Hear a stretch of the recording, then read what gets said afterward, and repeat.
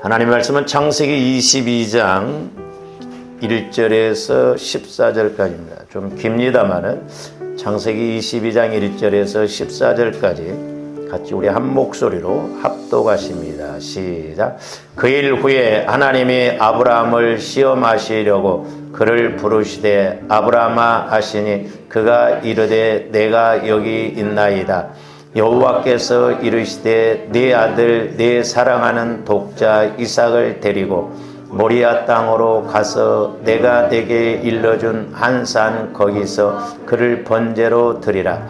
아브라함이 아침에 일찍이 일어나 나귀의 안장을 지우고 두 종과 그의 아들 이삭을 데리고 번제에 쓸 나무를 쪼개어 가지고 떠나 하나님이 자기에게 일러주신 곳으로 가더니 3일에 아브라함이 눈을 들어 그곳을 멀리 바라본지라. 이에 아브라함이 종들에게 이르되 너희는 나귀와 함께 여기서 기다리라. 내가 아이와 함께 저기 가서 예배하고 우리가 너희에게로 돌아오리라 하고 아브라함이 이에 번제 나무를 가져다가 그의 아들 이삭에게 지우고 자기는 불과 칼을 손에 들고 두 사람이 동행하더니 이삭이 그 아버지 아브라함에게 말하여 이르되 내 아버지여 하니 그가 이르되 내 아들아 내가 여기 있노라. 이삭이 이르되 불과 나무는 있거니와 번제할 어린 양은 어디 있나이까. 아브라함이 이르되 내 아들아 번제할 어린 양은 하나님이 자기를 위하여 친히 준비하시리라고 하고 두 사람이 함께 나아가서 하나님이 그에게 일러주신 곳에 이른지라. 이에 아브라함이 그곳에 제단을 쌓고 나무를 버려놓고 그의 아들 이삭을 결박하여 제단 나무 위에 놓고 손을 내밀어 칼을 잡고 그 아들을 잡으려 하니 여호와의 사자가 하늘에서부터 그를 불러 이르시되 아브라함아 아브라함아 하시는지라. 아브라함이 이르되 내가 여기 있나이다 하매 사자가 이르시되 그 아이에게 내 손을 대지 말라. 그에게 아무 일도 하지 말라. 네가 내 아들 내 독자까지도 내게 아끼지 아니하였으니 내가 이제야 네가 하나님을 경외하는 줄을 아노라. 아브라함이 눈을 들어 살펴본즉 한 순양이 뒤에 있는데 뿔이 숯불에 걸려 있는지라. 아브라함이 가서 그 순양을 가져다가 아들을 대신하여 번제로 드렸더라. 아브라함이 그 땅 이름을 여호와 이리라 하였으므로 오늘날까지 사람들이 이르시기를 여호와의 산에서 준비되리라 하더라. 아멘. 우리 좌우 앞뒤 누리게 서로 인사합니다. 믿음으로 선포하고 믿고 선포합시다.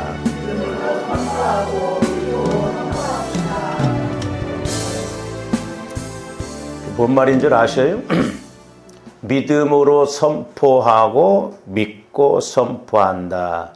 두 가지 의미인데 이제 믿음으로 선포한다는 것이 뭐냐? 상당히 중요한데 이제 주어른데 평상시에 이제 믿음을 늘 키워놓으면 믿음이 생기거든요.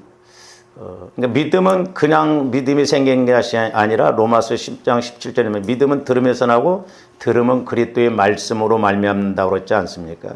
그러니까 주님들이 성령 하나님을 통해서 내 마음이 아니라 그리스도의 마음 안에서 내 영혼이 말씀을 들으면 말씀을 깨달으면 자꾸 믿음이 성장하게 됩니다. 그래서 이제 믿음이 성장하게 되면 어떤 문제가 왔을 때 그동안 내가 키워놓은 그 믿음으로 그냥 선포만 해도 능히 이루어진다는 것이죠. 할렐루야. 그래서 주님들 평상시에 자꾸 믿음을 키워서 꼭 말씀을 받아서 선포가 아니라 내가 있는 믿음을 가지고 우리가 어떤 문제를 놓고 선포하고 명령할 때 하나님께서 일하실 줄로 믿습니다.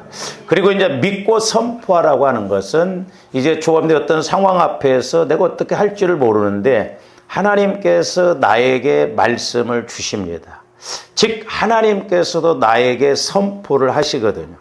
그러면 내 영혼이 그대로 믿고 선포하면 되는 것입니다.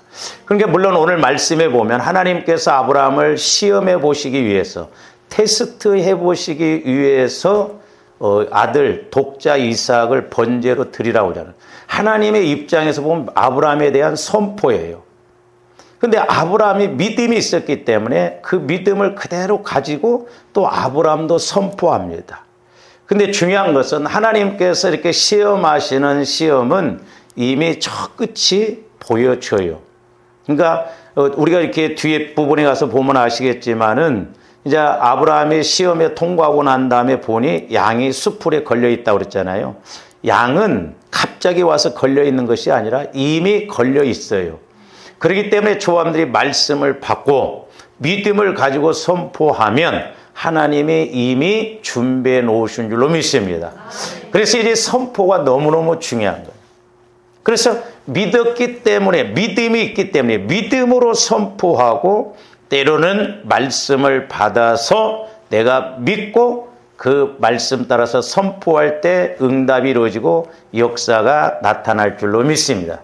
근데 사실 믿음이 없이는 선포하기가 어렵습니다. 저도 해보면 그래요. 어떻게 보면 객기 부리는 거예요. 믿음도 없이 내가 가진 것도 없이 뭐 그래 해라 막 이렇게 할 수가 없잖아요. 그래서 믿음이라고 하는 것은 확신입니다. 확신. 그러니까 믿음이라고 하는 말보다는 확신이 있어야 선포할 수 있고 확신을 가져야 명령하고 선포가 되는 것입니다. 할렐루야. 그래서 조함들이 평상시에 자꾸 믿음을 키워서 확신을 가져서 이렇게 자꾸 말로 선포하고 그런 것이 중요해요. 저도 신학대학 다닐 때 집사람한테 늘 목회는 서울 가서 해야 된다. 그걸 늘 입으로 했거든. 그래서 여러분을 만났어. 그때 내가 선포를 안 하고 대전서 목회했더라면 어떻게 되겠어요? 제가 그 아는 후배 하나가 제가 너무 말씀을 드린 것 같습니다만은 자기는 국제 결혼한다는 거예요. 시골에서 태어나가지고 별 볼 일도 없는데. 근데 지금이야 국제 결혼을 많이 합니다만 옛날에 국제 결혼한다고 하는 것은 그래도 미국 여자들하고 결혼할 정도로 우리가 국제 결혼이라고 그랬어요. 우리 어렸을 때만 해도.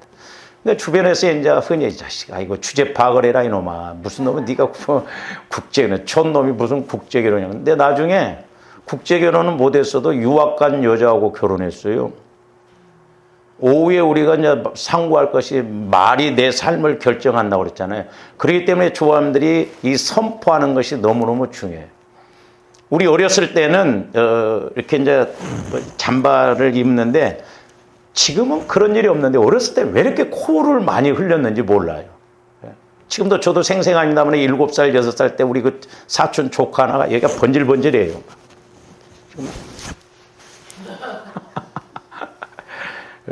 또 할머니들이 이렇게 야 흥해라 흥 그래서 우리나라가 흥했다는 거예요. 그러니까 이 말이 씨가 되고 말이 열매가 되고 말이 능력이 되는 거거든요. 그래서 저도 마찬가지지만 저와 이름들이 말만 고쳐도 아마 부자 될 사람 많았을 거예요. 한번 깊이 들여다보셔요. 내가 얼마만큼 말을 갖고 이렇게 내 삶을 얽어매고 마귀가 역사하는 대로 가는지. 그러기 위해서 조함들이 모태로부터 형성된 그런 상처 쓴뿌리들 자꾸 이렇게 보혈과 성령을 통해서 알고 회개하고 나가야 될 줄로 믿습니다. 제가 금요일날 허물에 대해서 이렇게 말씀을 드렸습니다만은 허물은 무슨 껍데기 아닙니다. 허물도 죄요, 죄. 돌짝밭과 같은 마음, 가시밭과 같은 마음. 그러니까 뭐요? 그 허물에 대해서도 우리가 회개를 해야 돼요. 근데 이게 허물이 안 보여지니까 문제다 이 말이죠. 그래서 조함들이 적어도 내 안에 이런 영적인 상처 쓴뿌리 허물들이 뭔가를 알고 회개하고 선포하고 명령할 때 간단해요. 마귀 역사는 우리가 인식을 하고 선포하면 떠나가게끔 돼 있습니다. 그래서 조함들이 기도할 때 어떤 상황을 성령께서 보여주고 그러실 때는 하나님이 일하시겠다는 거거든요. 그래서 우리가 영적 싸움에서 이렇게 보여줄 때 싸우고 선포하고 명령하고 기도해서 우리가 이렇게 치유받고 쫓아내고 그래서 주님 마음을 가지고 또 어떤 문제 앞에 있을 때 하나님께서 말씀을 주실 때 그 말씀 따라갈 때 선포할 때 그대로 이루어질 줄로 믿습니다. 근데 심지어 우리 예수님은 지난번에도 상고를 했습니다마는 산을 갔다가 들어다가 바다에 빠뜨리라 해도 그대로 된다는 거예요. 그 과연 있을 수 있는 일이냐 이 말이에요. 근데 실제 그렇게 될 줄로 믿습니다. 어떤 여자 나이 드신 권사님이 교회를 다니려고 하는데 이렇게 산을 하나 넘어서 다녀야 됐대요. 이게 뭐니까 하나님 내가 이제 나이도 들고 그러니까 새벽기도 가기가 멉니다. 저 산을 좀 없애주세요. 대단한 믿음이죠. 나중에 거기가 고속도로가 생기면서 산을 없애버렸대요. 그래서 새벽기도 가기가 훨씬 좋아졌다는 거죠. 어떻게 보면 좋은데 믿음의 문제예요. 믿음. 그래서 얼굴 한번 봐봐 옆에 사람. 믿음을 키우고 있는가 잡아먹고 있는가. 그나마 있는 믿음마저도 지금 다 까먹고 그냥 헤매고 있는가. 뭐 믿음이 중요해요. 믿음이 없이는 하나님을 기쁘시게 못한다고 그러죠. 그러니까 믿음은 아까도 말씀드린 확신이요. 그러니까 확신을 가지고 우리가 이렇게 선포하고 나가야 될 줄로 믿습니다. 그러니까 보세요. 부모 자식 간에도 예를 들어서 자식이 뭔 일을 함에 있어서 내가 돈이 많으면 통장에 돈이 많으면 엄마 이번에 뭘 해야 되는데 돈이 1,000만 원 든대. 그러면 내 통장에 2,000만 원이 있으면 걱정하지 마. 확신을 가지고 네가 그럼 하고 싶은 거 해. 그렇게 할 수 있잖아요. 근데 500만 원밖에 없으면 아이고 어찌한다냐. 걱정 근심을 한다 이 말이에요. 그러니까 이렇게 확신을 가지고 이렇게 선포하는 것이 얼마나 중요한가. 그래서 조원들이 잘 안 된다 할지라도 자꾸 명령 선포 기도를 많이 하시기를 주님의 이름으로 축원을 드립니다. 그래서 이제 오늘 말씀에서도 보면 하나님께서 아브라함을 테스트 시험해 보시기 위해서 100살에 얻은 아들을 번제로 태워서 드리라고 해요. 번제는 완전히 태워서 그렇게 드리라고 하거든요. 근데 아브라함은 전혀 뭐라고 가타부타 말하지 않습니다. 언제는 주실 때는 언제고 또 달라고 할 때는 이런 말도 안 해요. 그대로 아침에 일찍 일어납니다. 그러니까 3절 보세요. 아브라함이 아침에 일찍 일어나 그러잖아요. 아침에 일찍. 조함들이 만약에 이런 말씀을 받으면 조함들은 어떻게 하겠어요? 뭐냐 지금 이렇게. 오던 교회도 아마 안 올 거예요. 하던 새벽 기도도 안 할 거예요. 그렇잖아요. 그리고 이제 더 중요한 건 4절 말씀에 보면 제3일에 아브라함이 눈을 들어 그곳을 멀리 바라본지라 그랬어요. 저와 여러분들이 또 이제 이것도 적용을 잘해야 되는데 영적인 관계에서 제대로 이루어질 때 3일 지나 보면 과연 그것이 하나님께서 내게 주신 말씀인지 그냥 이렇게 분별이 되어져요. 안 될 때는 30일을 해도 모르고 근데 또 안 되면서 내가 3일 생각해 봤는데 아닌 것 같더라. 그렇게 또 말하면 안 돼요. 그러니까 성령과 확실한 관계가 이루어지면 이 3일이 고비입니다. 금식도 3일이 고비예요. 보면. 3일은 충분히 생각할 수 있는 시간이거든요.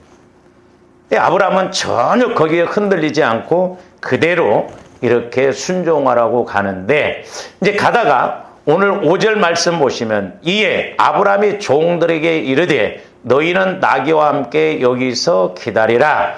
내가 아이와 함께 저기 가서 예배하고 우리가 너희에게로 돌아오리라 하고 그랬어요.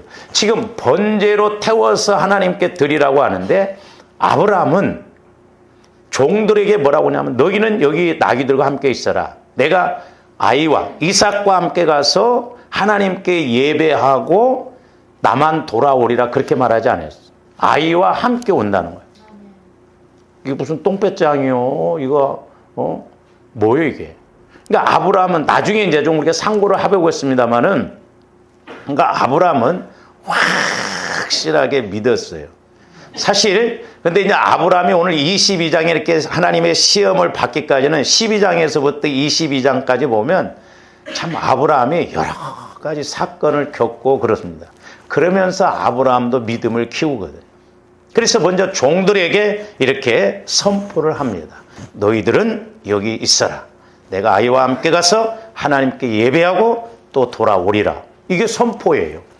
그러니까 좋아하는데 굳이 기도도 물론 선포 기도를 해야 되겠지만 내 안에 말씀이 있으면 확신이 있으면 우리가 내 선포가 기도 자체이기 때문에 지금 아브라함도 종들에게 이렇게 확실하게 선포를 합니다.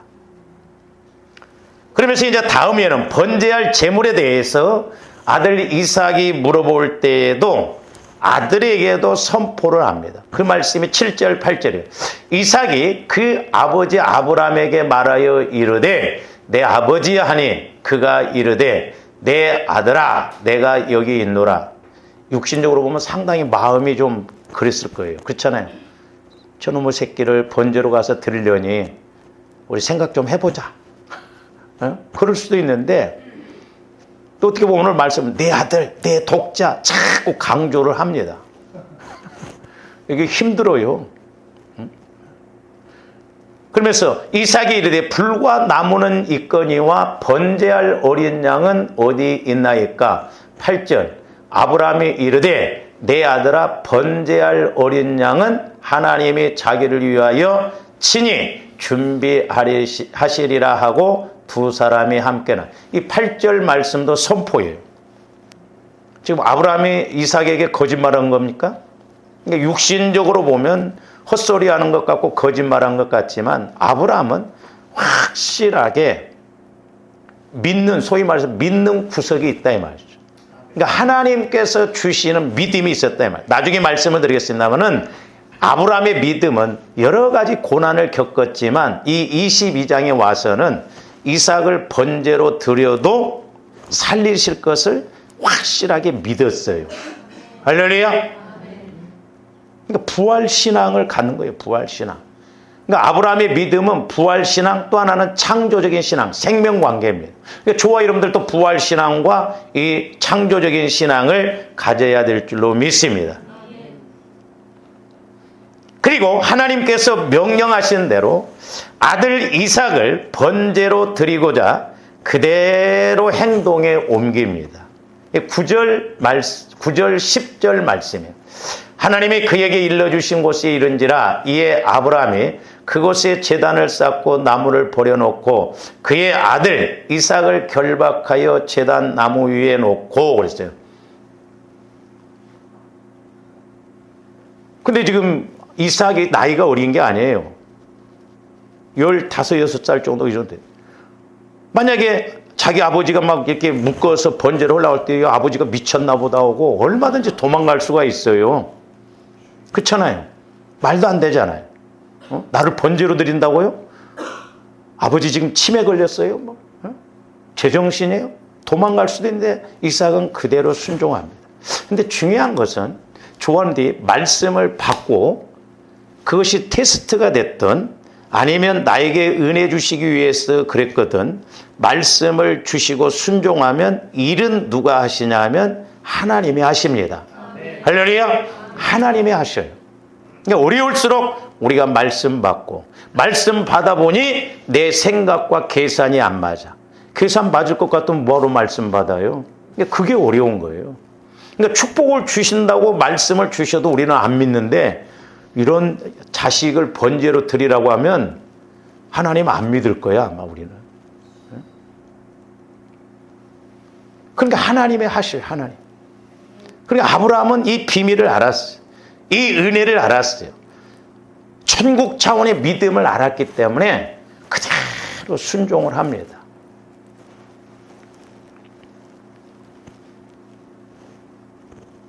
그러면서 10절에는 뭐라고 해서 손을 내밀어 칼을 잡고 그 아들을 잡으려 하니 그랬죠.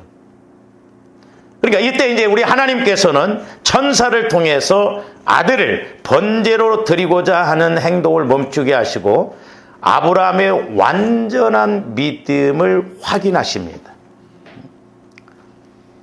조금만 늦게 채도 이게 쳐버릴 텐데 손이 딱 이렇게 나오니까 아브라함 멈추기도 잘했어. 칼로 목을 딱딱 버린데 불러주시면 뭐 하겠어. 그러니까 하나님의 때는 하나님의 일하심은 너무나 정확합니다. 정확해요. 틀림없어요. 나는 급하고 막 나는 힘들어 죽겠는데 하나님은 정확한 때에 정확하게 일하셔요. 할렐루야. 그게 힘들더라고. 저도 해보면 그게 힘들어요.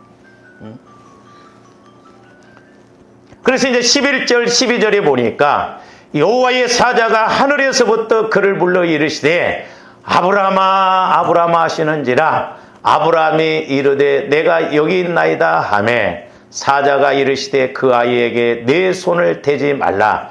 그에게 아무 일도 하지 말라. 네가 내 아들 내 독자까지도 내게 아끼지 아니하였으니 내가 이제야 네가 하나님을 경외하는 줄을 아노라. 이렇게 말씀하고 있습니다.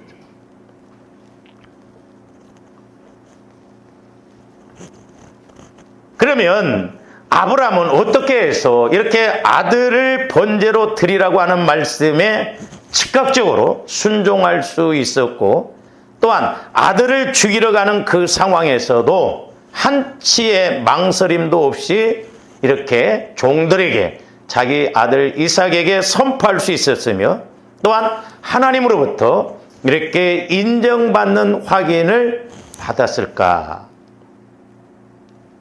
저는 개인적으로 우리가 지금 보혈을 통해서 이렇게 자꾸 선포 명령, 이제 기도에 대해서 상담하면서 개인적으로 또 우리 교회에 주시는 말씀, 적용적인 측면에서 보면 저는 12절 후반절 말씀에 해답이 있다고 봅니다. 물론 이제 나중에 한번 쭉 우리가 이렇게 말씀을 통해서 상고를 해보겠습니다만, 그게 뭡니까? 내가 이제야 네가 하나님을 경외하는 줄 아노라 그랬습니다. 그러니까 이제야 내가 하나님을 경외하는 줄 아노라. 저도 처음에는 이제야라고 하는 단어를 그냥 우리 언어로 생각을 했어요. 그러니까 저와 여러분들의 생각, 우리 언어로 생각하면 그동안은 내가 너 못 믿었었는데 이제는 내가 믿겠다, 그런 의미가 되거든. 근데 아브라함은 물론 과거에는 아브라함도 믿음이 약할 때가 있었는데 그런 의미가 아닙니다. 과거에는 못 믿었었는데 지금은 믿겠다라는 그런 이제야가 아니고, 이제야라는 단어는 바로 이때라는 시간적인 의미를 말합니다. 그러니까 이때에 이삭을 번제로 드리려고 하는 그때의 그런 의미예요. 할렐루야. 그래서 시간적 의미와 더불어서 아브라함에 대한 칭찬과 주의를 환기시키는 그런 성격도 지니고 있습니다. 그러니까 때로 이제 자식들 모이라면, 그래, 내가 지금까지 너를 믿었었는데 너무너무 잘했다. 과거에는 안 믿었었다. 근데 이제야 내가 좀 마음이 놓인다. 그런 의미가 아니고, 네가 과거에도 잘했었지만 내가 너를 믿었더니 이렇게 더 큰 확실한 그런 일을 하고 네가 좋은 결과가 있구나. 그렇게 해서 이렇게 시간적인 개념에서 이때야라고 하는 그런 의미도 있지만 칭찬과 주의를 환기시키기 위해서 이렇게 말씀하시는 성격도 지니고 있습니다. 한편 이제 거기에 보면 이제야 하나님을 경외하는 줄 아노라에서 이 경외하다라고 하는 말을 직역하면 하나님을 두려워하는 것을 의미합니다. 우리가 또 이것도 오해하면 안 돼요. 그러면 하나님 무서워서 그랬는가? 그게 아니에요. 그러니까 감정적인 공포심을 의미하는 것이 아닙니다. 조아름들이 그래서 신앙생활 하다가 두려움은 제가 설교도 했어요. 두 가지 의미예요. 하나님 감정적으로 공포스러워서 두려워하는 것이 있어요. 베드로가 물 위로 걸어가다가 바람을 보고 생각하니까 나 빠지게 생겼다. 그러니까 감정적인 두려움, 의심을 하면 그렇게 되거든. 근데 여기서 말하는 경외하다, 두려움이라는 것은 하나님의 권위, 그 사람의 권위 앞에 이렇게 존경하면서 자신의 부족함을 통감하는, 다시 말씀드리면 경건한 두려움을 가리킨다고 볼 수 있습니다. 그러니까 대통령이 오면 조아름들이 그 대통령이라는 권위 앞에 우리가 두려워하잖아요. 그 조심스러워하잖아요. 대통령이 오는데 뭐 대통령 왔어? 그럼 싹각 씹으면서 뭐 쓰리바짝 끊고 그렇게 가냐 이 말 아니잖아요. 대통령이라는 그런 권위 앞에 조함들이 두렵잖아요. 그리고 대통령이 온다고 한다면 막 화장도 더 이쁘게 하고 막 입술도 칠이고 그러잖아요. 근데 우리는 하나님 앞에 나올 때 그렇게 오냐 이 말이죠. 세수도 안 해. 여름에는 뭐 반바지 입고 막 쓰리바 끊고 그러고 오기도 하잖아요. 조합들이 옷 깔끔하게 잘 입고 갈 때가 언제 줄 아세요? 예식장 갈 때. 진짜 예식장 갈 때는 다르잖아. 근데 하나님 앞에 올 때는 그렇게 안 해. 그러니까 이런 생각들, 그런 게 허물이요. 그런 게 허물이다 이 말이에요. 그러니까 인식을 해야 되는데 인식을 못하는 것도 그러니까 우리가 그런 걸 회개를 해야 된다 이 말이에요. 작은 것이지만 인식을 해요. 그래서 저도 이제 우리 남자들도 보면 옛날에 예비군 훈련 받을 때 보면 예비군복을 입혀놓으면 선생님이 됐든 사장이 됐든 다 개판입니다. 희한하더라고. 그러니까 옷이 날개라고 하는 말이 맞아요. 예비군복을 입혀놓으면요, 바위에다 치마만 덮어놔도 간다고 그러잖아. 근데 사람이 옷을 이렇게 딱, 여러분들 보세요. 한복 입고 와보세요. 행이나 뭐 묻을까 봐서 막 신경 많이 씁니다. 그렇잖아요. 그래서 저도 이렇게 양복을 입고 새벽에 넥타이 매는 것도 어떤 면에서 귀찮아요. 그래서 새벽에 매는 넥타이는 따로 딱 해놨어. 새벽에 입는 와이셔츠는 아주 따로 새벽에만 입을 수 있도록. 왜냐하면 이게 보통 문제가 아니거든. 그러니까 벌써 옷을 이렇게 아무렇게나 입으면 자세가 아주 흐트러지거든. 근데 제가 하나님과의 관계 속에서 그렇게 하는 거예요. 뭐 꼭 넥타이를 매고 안 매고 그게 중요한 건 아닌데. 저도 이렇게 일을 해봤지만은 작업복 입고 뭐 일할 때는 묻어도 더 묻어라 하고 막 아무렇게나 해요. 그러나 뭐 옷을 좀 깔끔한 게 입어보세요. 막 행이나 뭐 묻을까 봐서 막 그러잖아요. 그러니까 이렇게 그러니까 아브라함은 그 하나님의 절대적인 권위 앞에 그 두려움, 경건한 두려움, 하나님을 하나님으로 인식하고, 나는 이렇게 보잘것없는 사람이다. 그래서 그 존경하는 의미에서 그런 두려움을 가리킵니다. 그래서 이런 점에서 하나님을 경외함은 오늘날도 마찬가지입니다만은 하나님을 섬기는 저와 여러분들의 기본 덕목이에요. 하나님을 경외하는 것이.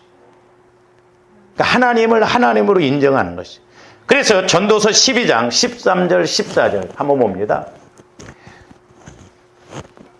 전도서는 이제 1장에서도 그렇고 12장에서 보면 이제 시작할 때도 모든 것이 헛되니 헛되도다 그러고, 이제 12장 마지막에서도 보면 헛되니 헛되도다 하면서 마지막 결론적으로 하는 말씀이 저 13절 14절 말씀이에요.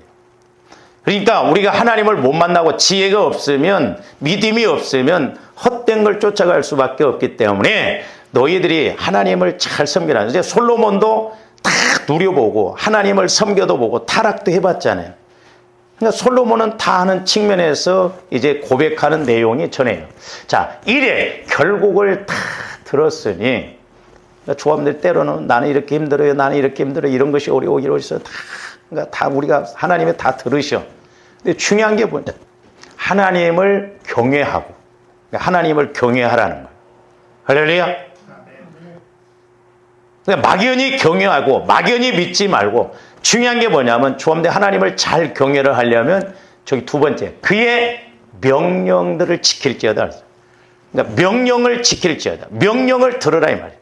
그래서 우리가 계시록에서도 보면 아시아 7교회에 동일하게 주시는 말씀이 뭐예요? 성령이 교회들에게 하시는 말씀을 들을지어다. 그러니까 성령께서 오늘날 우리 교회에게, 그것은 바로 나에게 말씀을 주셔서 주님의 몸에 내가 지체로서 어떻게 해야 할 것을 말씀해 주세요. 그거 우리가 저버리면 안 됩니다. 그거 무시하면 안 돼요. 그래서 조언되게 주어진 직분이 그렇게 중요하다 이 말이죠. 가룟 유다가 사도행전 1장에서 보면 거처가 황폐해졌고 직분을 빼앗겠다고 해서 직분. 조언들 직분 빼앗기면 안 돼요. 직분. 내게 주신 직분이 어떻게 보면 생명보다 더 중요하다 이 말이에요. 그러니까 가룟 유다가 직분을 뺏겨버리잖아요. 그러니까 마귀의 밥 돼버리잖아요.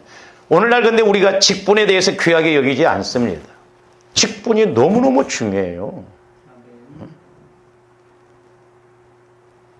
여러분들이 직분을 우습게 여기고 여러분들이 직분을 우습게 팽개치고 해보세요. 하나님이 가만히 계시는가. 괘씸죄에 걸려듭니다. 조함들이기 때문에 다른 게 걸리면 안 돼도 괘씸죄에 걸려들면 안 돼요.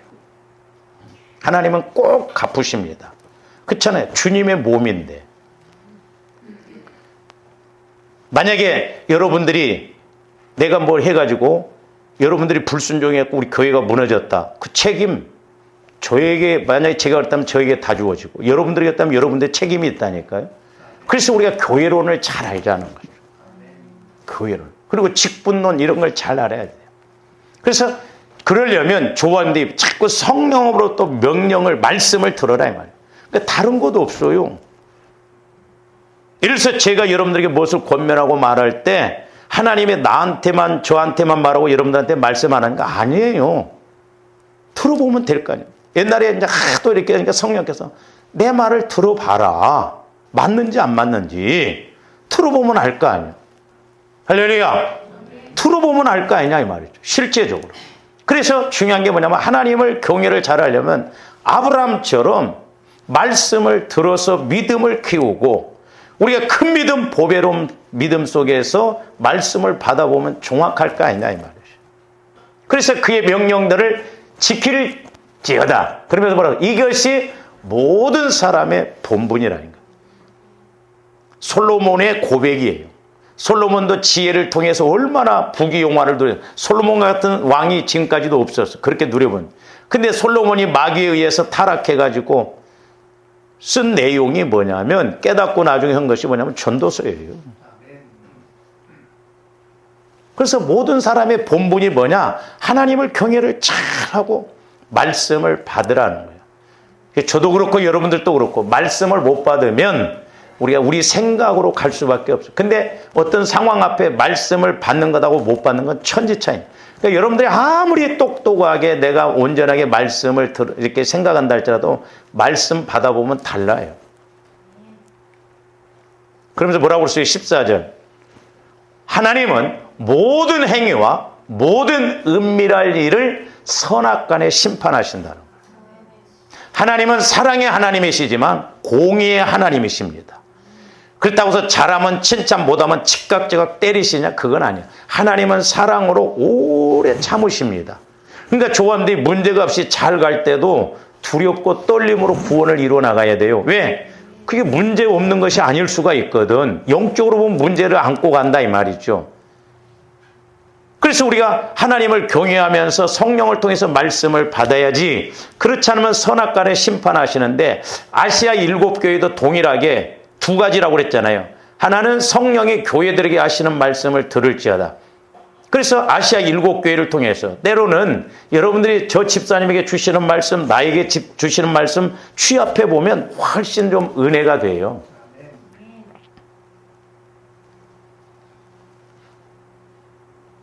그래서 어떻게 보면 조화님들이 신방 갈 때 같이 가면 좋습니다. 왜? 이 사람을 통해서 이 집사님에게는 이런 몇. 근데 이제 우리가 듣고는 판단하거나 자꾸 정죄하는. 그래서 제가 같이 안 다니는 거예요. 여러분들이 자꾸 판단하게 되잖아요. 안 그러려고 그래 판단이 쓴다 이 말이죠. 때로는 인격적으로 깊은 것도 성령께서는 찝어내시잖아요. 저게 핵심이에요. 그러니까 예수 믿는 주와 이름들도 마찬가지. 그러면서 아시아 7교회도 뭐냐면 성령께서 교회들에게 주시는 말씀을 들어야 그 다음에 와지는 게 뭐냐면 이기는 자에게는 그래요. 그러니까 이기는 것도 다 달라 보면 아시아 7교회 내용이.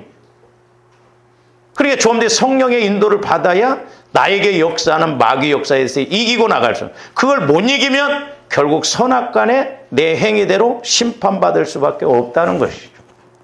그래서 조합원들이 실제적으로 확실하게 인식하고 믿고 나가야 될 줄로 믿습니다. 그래서 좀 실제적으로 믿자 이 말이에요. 그 옆에 사람 보고 좀 우리 실제적으로 믿읍시다.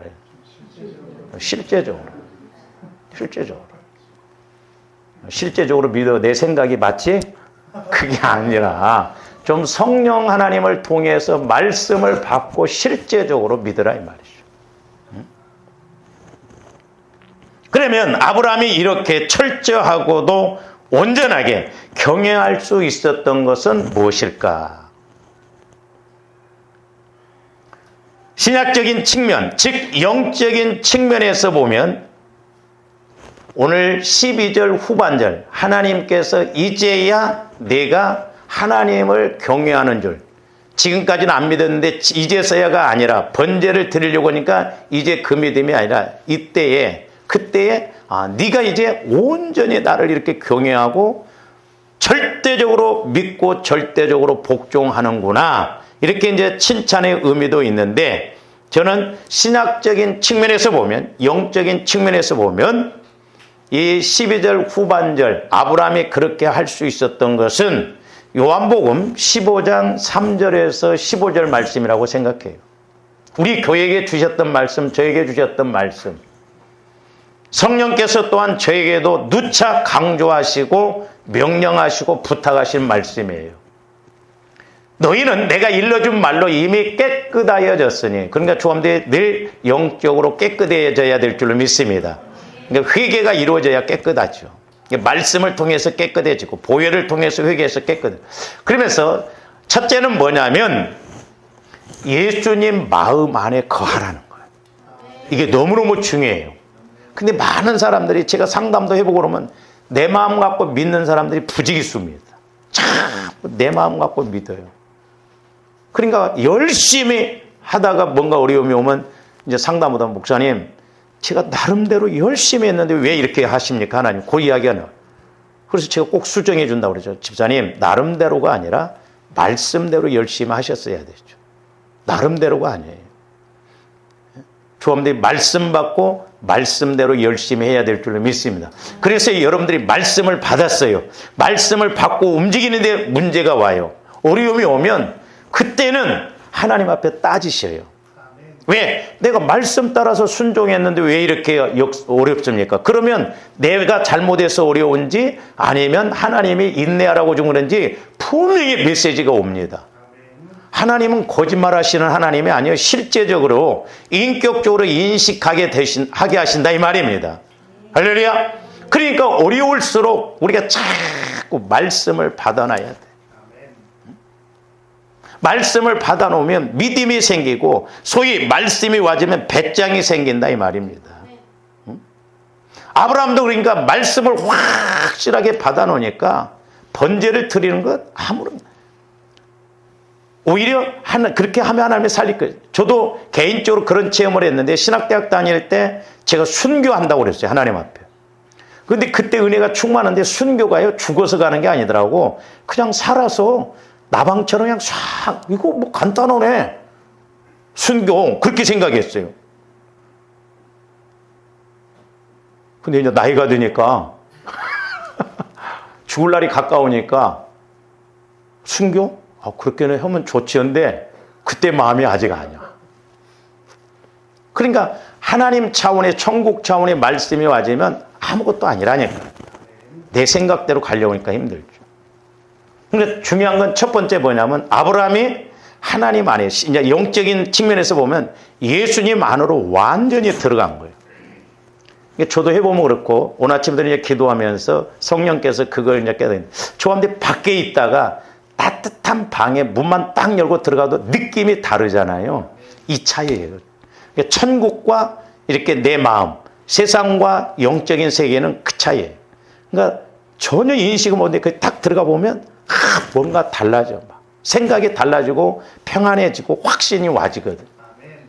그래서 우리 예수님이 강조하시는 게 뭐냐면 내 안에 거하라. 그것이 포도나무 가지가 줄기에 붙어있는 의미예요. 그래서 나도 너희 안에 거하리라. 그러니까 저게 성화구원, 저게 중요한 거예요. 너희가 내 안에, 내가 너희 안에. 그러면 한 마음, 합일이 된다 이 말이에요. 주님 마음. 그래야 말씀이 와져요. 그러면서 뭐라고 그랬어요? 가지가 포도나무에 붙어있지 아니하면 스스로 열매를. 그러니까 조함들이 내가 주님 마음 안에 들어가고 주님이 내 안에 들어오셔서 성령을 통해서 말씀을 주셨대. 그 말씀을 따라 움직일 때 열매가 맺혀지는 거예요. 그러니까 안타깝게도 저와 여러분들이, 저도 그래서 몸부림치는 게 그거예요. 우리가 목회하고 신앙생활 오래 했다고 하는데 열매가 있냐 이 말이에요. 기도의 열매가 있는가, 은혜의 열매가 있는가, 전도의 열매가 있는가. 그냥 나무가 이렇게 붙어만 있지 열매가 없으면, 화분이 없어서 제가 지금 이렇게 사옵니다 하면 어떤 때는 열매 있는 것만 사오고 싶어.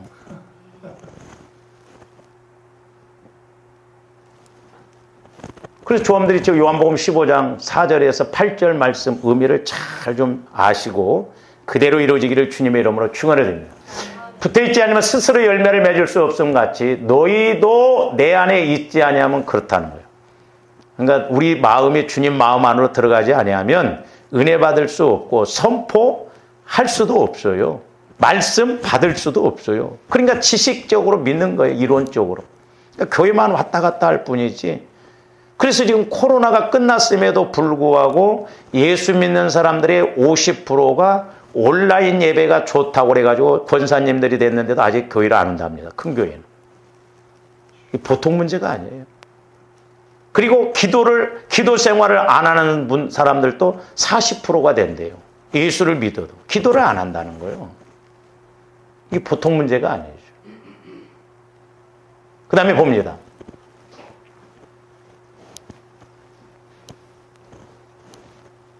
나는 포도나무요, 너희는 가지라.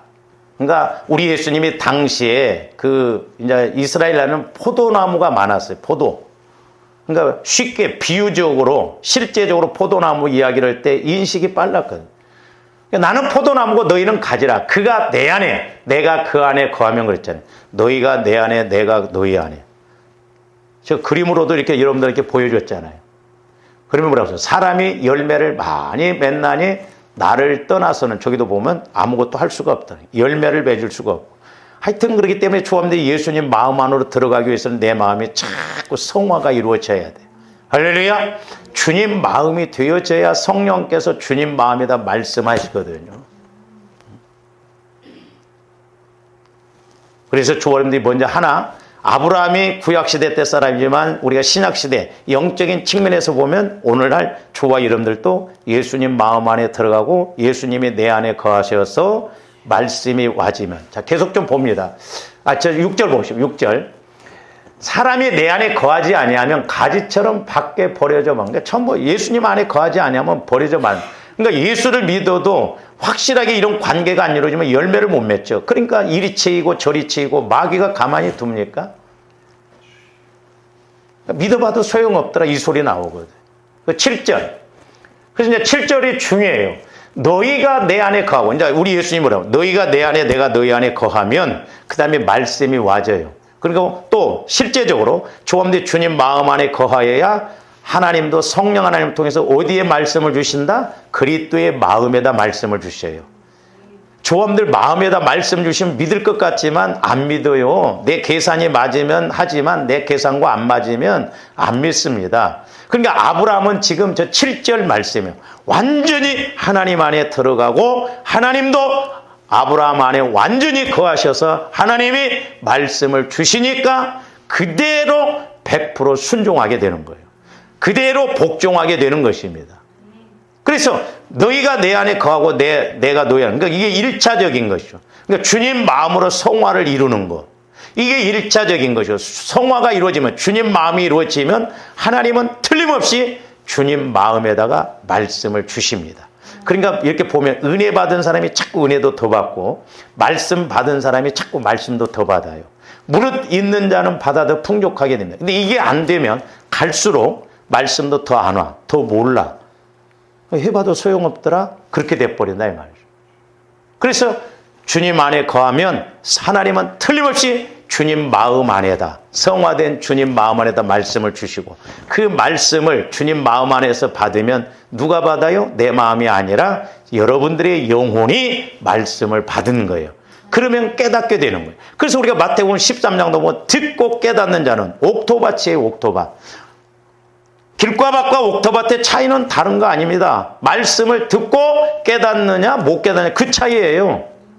그러니까 깨닫는다는 것은 내 마음으로 깨닫는 게 아니라 주님 마음 옥토밭의 마음으로 깨달아. 그러니까 순종하게 되고 열매를 맺게 되고, 깨닫지를 못해 길과 밭의 마음이요. 들어도 그것으로 끝나. 안 믿어. 그러면서 나름대로 막 가. 그래서 우리가 어렵게 신앙생활하면 안 돼요. 우리가 말씀을 붙들면 쉬울 줄로 믿습니다. 할렐루야. 복잡한 게 아니에요. 그래서 아브라함이 왜 이렇게 하나님을 경외하고 순종할 수 있는가? 오늘날 조함대 적용적인 측면에서 영적인 측면에서 보면 저 요한복음 15장 말씀 하나를 말씀드렸다. 오늘 좀 여기까지 기도하시죠. 사랑해 주님, 감사를 드립니다.